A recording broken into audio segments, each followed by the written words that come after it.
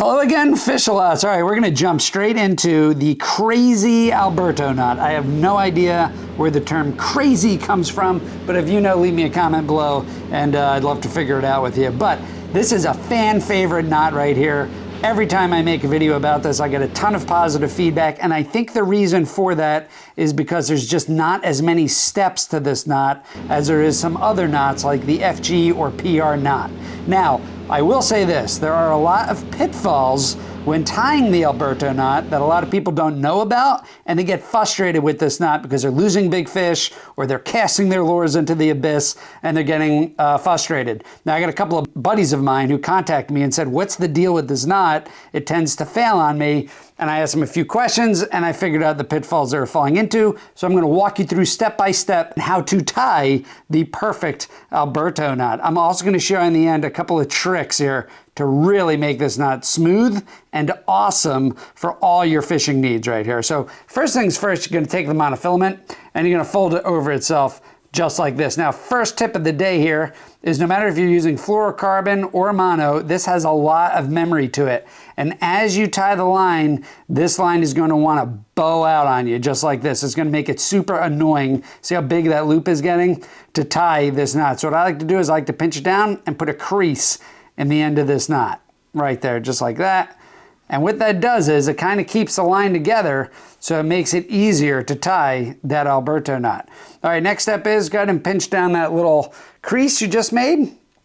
Introduce your main line, which is going to be your braid, and you're just going to stick that braid straight through that loop right there. Now, second tip here, something that a lot of fish-a-lots don't do that gets themselves in trouble is they try to conserve line right here and only use enough line to tie the knot. Well, don't do that. Give yourself plenty of line to work with, maybe 2 feet, a foot, something like that off your main line. It's really going to come in handy when we make these wraps coming back up towards these loop and at the end with that super awesome tip that I'm about to show you.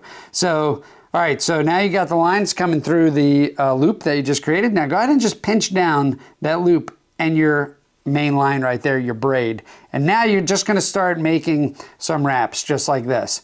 Now, another pitfall here. Like I said, there's a lot of pitfalls with the Alberto knot, is a lot of people don't make these wraps far enough away where you could actually come back up the line and begin wrapping again. And what I mean by that is take a look at the distance on those wraps I have right there, right? That's about the size of my finger with each wrap right there. And the reason why is because we're gonna have to come back up this knot to secure it. And what you wanna do is you want that line fitting very neatly in between these wraps, which I'm gonna show you right now. So again, it's really important just to keep those wraps kind of far apart right there. All right, so about 5 to 7 wraps down the line is just right there. And that is 1, 2, 3, 4, 5, 6, 7. 7, perfect. So I got 7 wraps.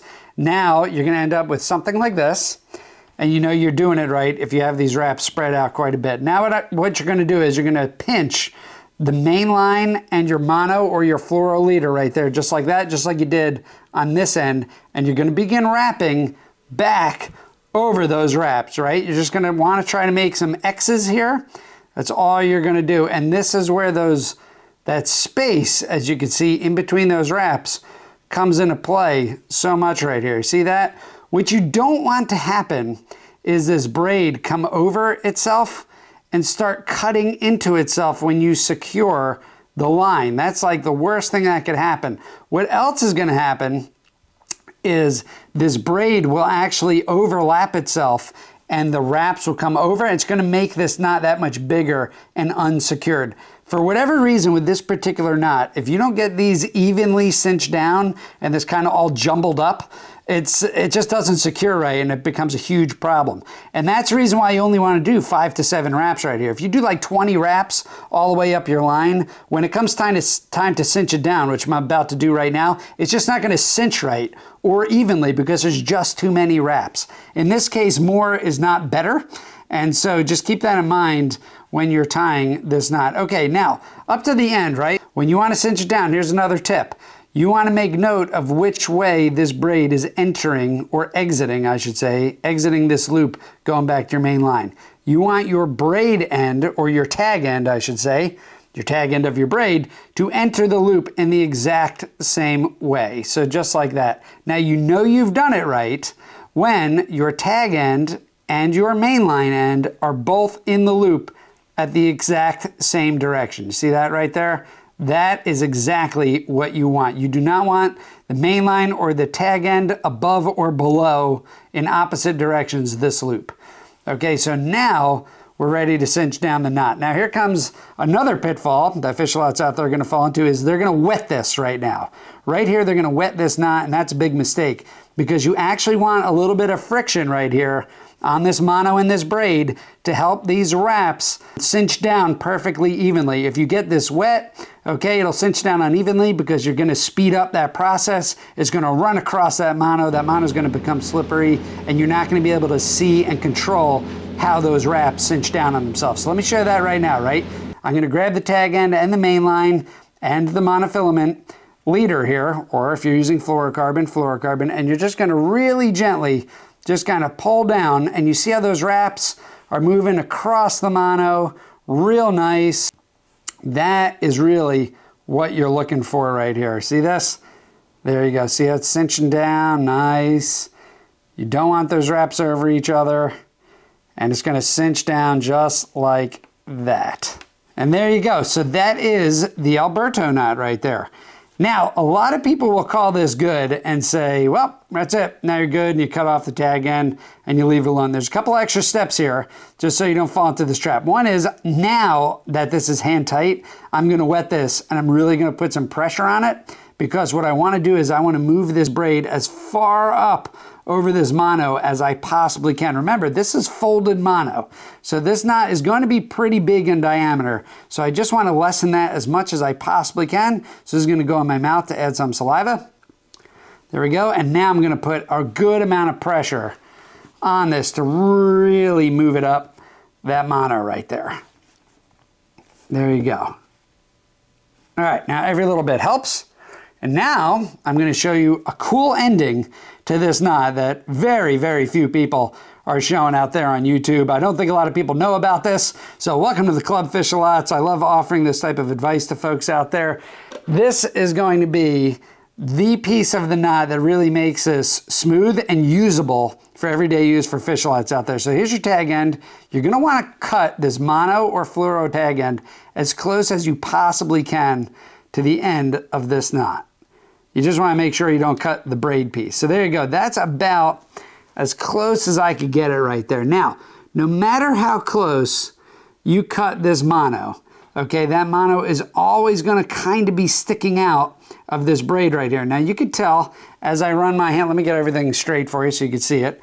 Here's the mono. Now you can tell as I run my thumb down or my finger down, it catches that mono right there, okay? It's just not smooth.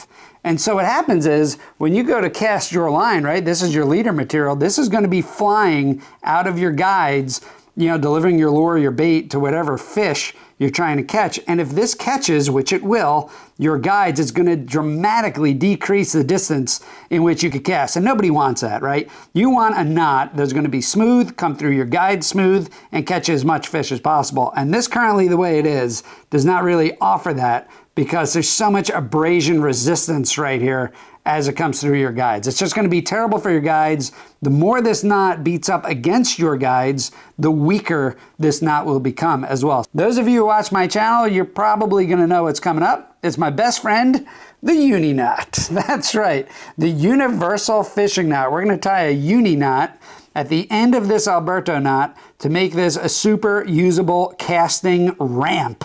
That's right. So first up, the uni knot, you're just going to fold it over your leader material just like this. And this is where this tag end is super useful right here. Remember I said have at least 1 foot or 2 foot of your tag end because of this end point right here, where now I have enough line where I can make my ramp right here. And that's exactly what we're going to do. So you're going to just make that loop, and then you're going to pass your tag end, you know, 5 to 7 times through the loop, right? So I think that was 3, 4. It's tough to count and do the tutorial all at the same time, right? So I think that was 7, you know, so 5 to 7 times. That does you just fine on most knots, including the uni knot. So, all right, so now you have your uni knot. You should look just like that, and now you're just gonna cinch it down. There you go. Now look, see, it's cinched down perfect. And ideally, it's going to cinch right over that piece of mono right there. Perfect. Now check this out. I'm just going to tighten it up here a little bit. Right there. Now check that out. Now you have this perfect little ramp right here. So now when you cast this Alberto knot, it's just going to be super smooth through the guides of your hook. Now look, now my finger doesn't catch on this knot at all. Take a look at that. That is really what you're looking for the Alberto knot. Now again, right here, you could be done with this knot. And this is going to be an awesome Alberto knot that gets you a lot of fish, that's super strong, and now it's super smooth when you cast. However, remember, you folded the mono to make this knot on this side.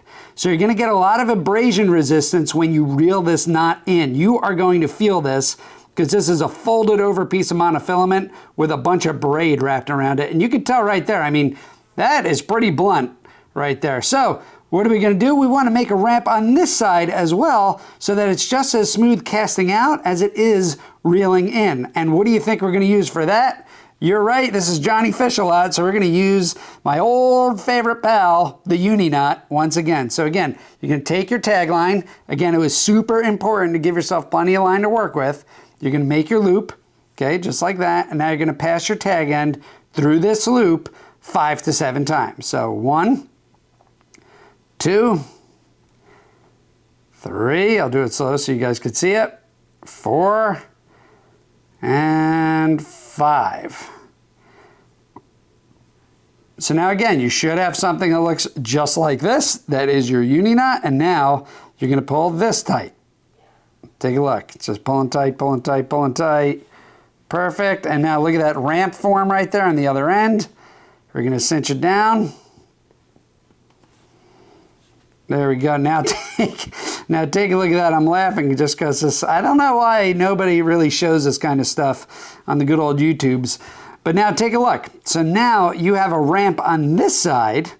Okay, so now you don't have that abrasion resistance like you do on the other side. See that? My fingers coming through super smooth on both ends of that knot right there. And that is the perfect Alberto knot for both casting and reeling in. And you have both sides of the knot secured with a uni knot, which is a super strong knot in and of itself right there. And that is how you could finish off your Alberto knot to make this just as smooth as a lot of other line-to-line connections out there and make it super, super strong. You'll absolutely love this knot. Go ahead and give it a shot out there when you're trying to get yourself some tight lines, and leave me a comment below of how you like it. Now, if you're interested in this type of video right here, go ahead and click on this end card where I show you even more powerful and strong line-to-line connection knots that you could really use to catch yourself a ton of fish and really maximize your time out on the water. So thanks for tuning in, Fish-A-Lots. I'll see you out there on the water.